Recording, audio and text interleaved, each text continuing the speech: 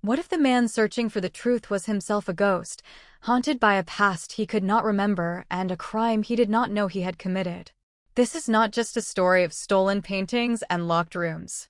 It is the story of a man who lost himself and, in finding the thieves, found something he never expected to face. He opened his eyes to darkness. Not the darkness of night, but the darkness of a room with no windows. His head throbbed. His mouth was dry. He tried to sit up, but the floor swayed beneath him. He pressed his palm to his forehead and felt a knot of dried blood. He did not know his name. He did not know where he was. He did not know how long he had been here. He searched his mind and found only fog. The door opened. A man stood in the frame, tall and thin, dressed entirely in black. His face was narrow, his eyes flat as river stones. "Who are you?" the man asked. The man on the floor opened his mouth. No words came. "Who sent you?" "I do not know." The man in black studied him. Then he closed the door. The lock clicked. Footsteps faded. He was alone again. Time moved strangely. There was no sun, no clock, no window. He counted his breaths. He traced the cracks in the floorboards. He slept. He woke. The man returned. "What is your name?" "I cannot remember." "Why were you watching the house?" He did not know the answer. But something stirred. An image. A field. A house with green shutters. Binoculars pressing against his eyes. "I was watching," he whispered. "I was watching something." The man in black set down a glass of water. "Drink," he said. Then he left. He drank. The water tasted strange. Bitter at the edges. His eyelids grew heavy. He fought it, but sleep pulled him under like a tide. When he woke, the glass was empty. His body ached. He touched his ribs and winced. Someone had kicked him while he slept. He did not remember when. He began to search the room. It was small. A bed. A chair. A door with no handle on his side. He ran his fingers along the frame and felt the cold metal of the lock. He needed that key. He sat on the floor and closed his eyes. He pushed against the fog. The field. The house with green shutters. A dog barking. A man stepping out of the shadows. A blow to the back of his head. Then nothing. Was he a policeman? A detective? A spy? He did not know. But he knew one thing. He had been watching that house for a reason. And the man in black was afraid of what he might remember. The door opened again. This time, a woman stood behind the man. She was blonde, her arms crossed, her expression cold. "He knows nothing," the woman said. "We are wasting time." "He knows something," the man replied. He was there. He saw something. The woman stepped forward. She knelt beside him. "Listen to me," she said. "You are going to tell us who sent you. You are going to tell us what you saw. And then we will decide what to do with you." He looked at her. He looked at the man in black. And in that moment, something shifted inside him. He was not afraid of them anymore. "I do not remember," he said. "But I will." The woman stood. She said nothing. She walked out. The man followed. The lock clicked. He was alone again. But now he had a plan. He found a piece of paper in his pocket. A pen. He did not know how they had missed it. Perhaps they thought him too broken to notice. Perhaps they had grown careless. He slid the paper under the door. Slowly, carefully, he pushed the pen after it. The tip touched the key on the other side. He nudged it. The key tilted. He nudged again. It fell onto the paper. He pulled the paper back, the key balanced on its edge. His hands trembled. His breath was shallow. The key turned in the lock. The door swung open.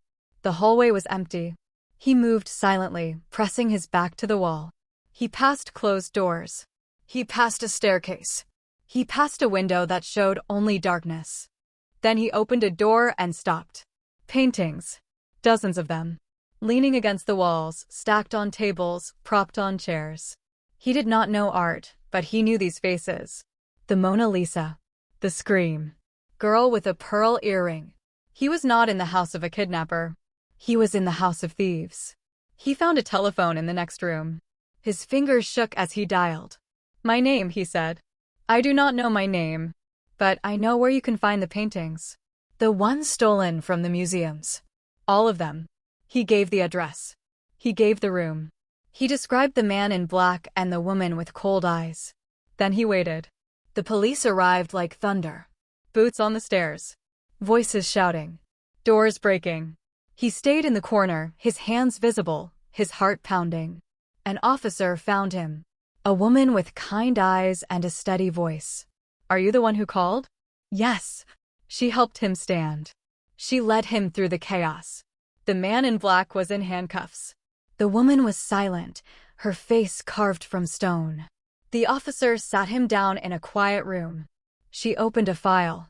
You told us you do not know your name, she said. Is that true? Yes. She looked at him. Not with suspicion. With something else. Pity, perhaps. Or understanding. Your name is Eddie Hampton, she said. You are not a policeman. You are not a detective. You are not a spy. He waited. You steal televisions, she said. Radios. Small amounts of cash from unlocked cars.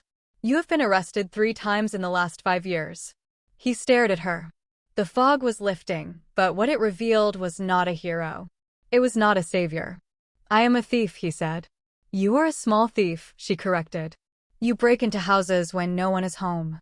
You take what fits in your pockets. You have never hurt anyone. He looked through the window at the paintings being carried out in white gloves. Millions of pounds. Stolen from the world. And I caught them, he whispered. The big thieves. The officer closed the file. Yes, she said. You did. She stood to leave. At the door, she paused. The man in black. The woman. They have been searching for years. They killed people.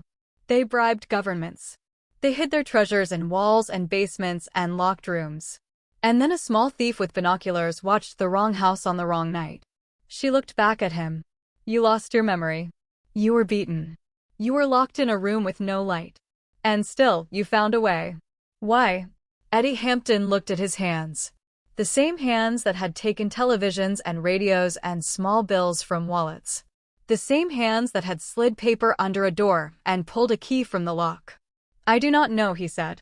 Maybe I wanted to be something else. The officer nodded. She did not say it was enough. She did not say it changed everything. But she smiled. When you remember who you are, she said, try to remember this too. He sat alone in the quiet room. The chaos outside faded. The sirens dimmed. He did not know what would come next. He did not know if he would return to the life he had lived, the small crimes, the empty pockets, the nights spent watching houses that were not his own. But he knew one thing. The man who woke in that locked room, with no name and no memory, was not the same man who had walked through the field with binoculars around his neck. That man had been searching for something to take. This man had found something to give. He did not know if it was enough. He did not know if it could undo the years of small betrayals, the quiet thefts, the life lived in shadows. But the door was open. The key was in his hand. And for the first time in his life, Eddie Hampton did not know what he was going to take. He only knew what he had already given.